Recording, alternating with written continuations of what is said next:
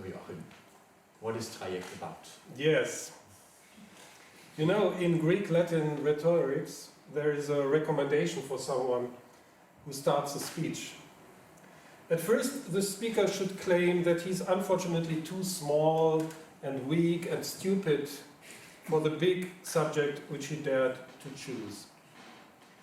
After this captatio benevolentiae trick, the audience will pity him and follow him to whatever incomplete or even false explanations and conclusions.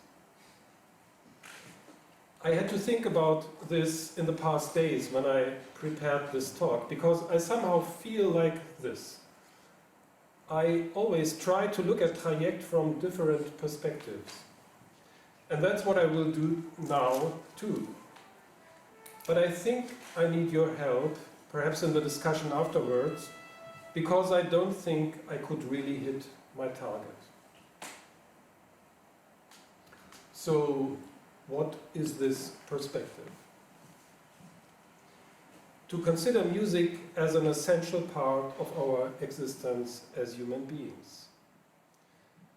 Because music fills and moves our body. Ich bin ganz Musik, I'm nothing but music, Johannes Brahms once said. Music is there when we are deeply sad. And strange enough, it is even still there when we are in disastrous desperation. When nothing reaches us, music can reach us. But music is also there when we are happy and laughing and our heart is jumping, full of joy. Music is very motoric. It is so directly connected with our body, but also subtle, spiritual, eternal. When we listen to music and we are really, really into this music and this listening, mit Haut und Haar, we are both completely in this moment here, and also, because of this, out of time, without time, timeless. So, all problems solved. But what did we as musicians do with this eternal gift? Well, to put it in a positive manner, we expressed it in very different ways. How can we compare African drums and Tibetan bowls? How can we compare Adao singing and a jig in a Baroque style, in a Baroque suite? Different cultures, different musics. Different times, different musics. Is anything wrong with it? In this region here, about 120 years ago, one branch of music developed in a way which felt somehow disruptive, to use a Silicon Valley term, for many. No more harmonies as they were used over the past centuries. No main tone, Grundton, anymore, but instead new rhythmic structures, new harmonies, new forms and the integration of noisy sounds. Ich fühle Luft von anderem Planeten. I feel the air from another planet. This is the beginning of the poem which Schönberg used at the end of his second string quartet, 1908. Because of these disruptive qualities, the term Neue Musik, new music or contemporary music, or sometimes experimental music, was introduced. But this branch, fortunately, like anything which is alive, had a lot of movements, developments, changes. Perhaps you know the daily life story which Anton Webern tells as comparison in his lectures Der Weg zur neuen Musik, the way to new music, when he speaks about the loss of a harmonic center. At first, he says, we took a walk and went back home soon. Then the walks became longer and longer. Then we took the streetcar and the routes happened far from home, becoming unpredictable and chaotic. And then, at a certain point, we did not return at home anymore. I like to see the Neue Musik as a journey, and I hope we can see the development of this music somehow as a movement from smaller to larger circles. Already in the 1960s, so 2 generations ago, we see important elements of internationalization. Mauricio Kagel and Graciela Paraskevaidis came from Argentina to Germany.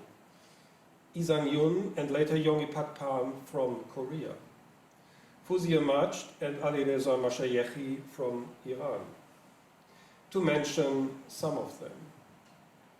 Some stayed in Germany, some returned. And many of them experienced their music in a field with 2 poles. One pole was the Neue Musik, in the above mentioned meaning, represented by composers like Schönberg, Webern, Stravinsky, Messiaen. But the other pole was the traditional music of the countries in which they were born. This music became an inspiration for a known way to compose contemporary music. Piri from Isang Yun, Dreisam Nore from Yonggi Pakpan, Shur from Alireza Mashayekhi, and Chatkuk from Fuzia Majd are examples for this way. This is, more or less, the point where the first Traiect started 2017. It was initiated by my dear teacher Yonggi Pakpan for the 100th anniversary of Isang Yun's birthday. We already knew the wonderful Korean percussionist Sori Che, playing traditional instruments, but eager to experience new ways to treat them. So we asked 5 Korean female composers, all former students of this university, to write a new piece for traditional Korean percussion and electronics. But why should only Korean composers write for traditional Korean instruments? Do we want to support a nationalistic approach, perhaps even with a subtext that only people born in a certain country can write music for instruments of this country? Certainly not. But it is perhaps worth to think more about this question. On one hand, it's ridiculous and violent to claim that only Germans can play and understand Bach, or that only Koreans can play and understand Pansori. But if we look for the positive impulse in this claim, it might be this. Don't behave like a tourist who grasps an exotic instrument, makes some pling-pling on it, and then says, I played this instrument. We do not want to support a nationalistic approach to music, but we also do not want to support a touristic approach to music. If we as composers coming from the tradition of Neue Musik write a piece for an instrument which belongs to a very different cultural context, our first step is to learn. To learn about the history of this instrument and about the history of the society in which it was created and used. This is the reason why we always start Traiect with 3 days of workshop. In this workshop, the Asian traditional musicians are teachers for the international composers in explaining their instruments and their music. So we learned about the different kinds of Korean percussion, some deriving from shaman rituals, others from farmers' songs, others from court music. We learned about the long history and crazy migrations of oud and tambur between the different regions in Middle East, about Makam and Radif. We learned about the similarities and differences between Chinese Baiguan and Taiwanese Pakwan, and about the different origin of the Pakwan ensemble instruments. How luxurious it is to know all this not only from experts in this field, but from musicians who studied these traditions many years, many of them in a close personal relationship with their masters, teachers. I think it was a big gift for all of us to have an insight into these worlds of music, not from recording or books or videos, but from the real musicians who are dedicated to these art forms. And that's what this project is mostly about. To meet each other, to learn from each other, to figure out a good way of collaboration dedicated to the sounding result at the end. As I said, we do not want a touristic approach. We want the composers to really know the musicians and the music behind them, and we try to establish the conditions for it. But we also want the composers to be really free in their own perspective to the instrument and in their own view of the musicians they write for. There is no measurement about how much of Adao singing is in your piece. It is about the meeting between this composer with his or her particular background and creative approach and this musician. Some composers integrate parts of traditional songs in their own pieces. Some focus on an aspect of performance. Some touch the body of the instrument and explore the different sounds of it. This is exactly as it should be. We want this diversity and unpredictability. We want to get in new and surprising constellations between the traditional Asian instrument and electronic sounds. And in my impression, also the musicians enjoy these new views on their instruments. Now I feel I should draw a connection to my start point, the emphatic description of music as essential part of our life. But I feel like the passenger in Webern's story. I moved my way, and as the way showed up, and now I cannot return. There is no return, but perhaps we can meet each other before we separate, and perhaps meet again. Some days ago, I read a Chinese poem of Li Bai in the translation of Günther Eich, which now again comes in my mind. Nach Westen weite Sicht der Dongting-See, ein Strom, der ihm entfließt. Blick südwärts, ob du, wo das Wasser endet, am Himmel eine Wolke siehst. Die Sonne sinkt, herbstliche Farben fern und Jiangshangs Mauern. O edle Xiang, wüsste ich die Stelle doch, dich zu betrauern. To the west, a vast view, the Dongting Lake, a stream that flows from it. Look to the south, if you, where the water ends, can see a cloud in the sky.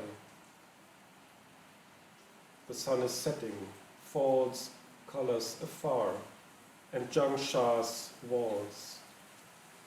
Oh, noble Xiang, wish that I knew the place to mourn you. Thanks.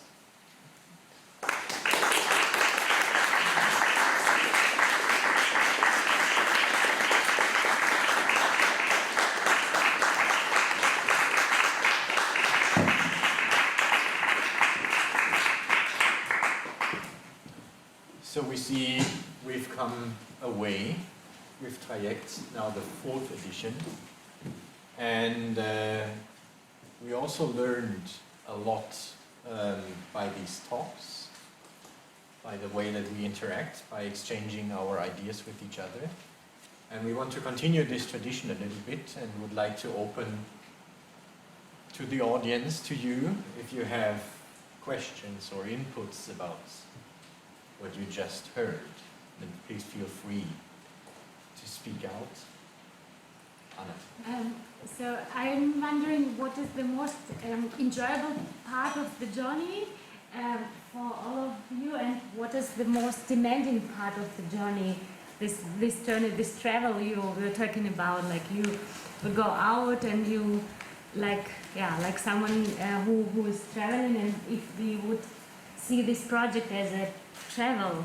So what, till now, what have you enjoyed the most, and what would be the most demanding part of it? As we have the other talks afterwards, I just answer from my point of view, and then I think it's an interesting question to put any of our participants. This is very different in each Traiect. For instance, in the Iran project, it was demanding to get visa for our guests. In Taiwan, we had the COVID time in between, and we had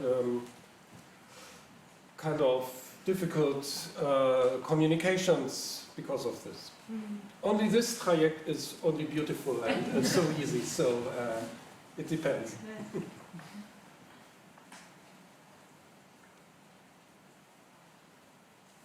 The most enjoyable part? If you like. That you are here today, tonight.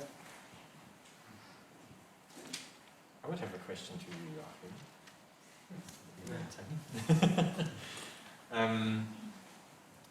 Compared to, as I said, like, as you also pointed out, we've come away. We did this project had various stages, and each edition was a little bit different than the one before. What is the biggest change compared to the last edition of Traiect? I mean, these are, as you say and as you know best, we learn in each Traiect a lot. So it's a gradual process. It's, but I would say thanks to Fernando, who gave so many inputs for showing the processes in particular. And I mean, we already knew that it's important, but we now decided, and also thanks to a lot of input from Fernando, to document it much better, to show it much better. Another important change is, of course, that we, thanks to the funding of the Kulturstiftung des Bundes, we do not only show this project here in Hannover, but also in Bremen and Berlin, which gives a lot of, well, different perspectives. And it's nice, I think, for the musicians and for the composers to do the concert not only once, but 3 times. So I would say this is, for me, the biggest change.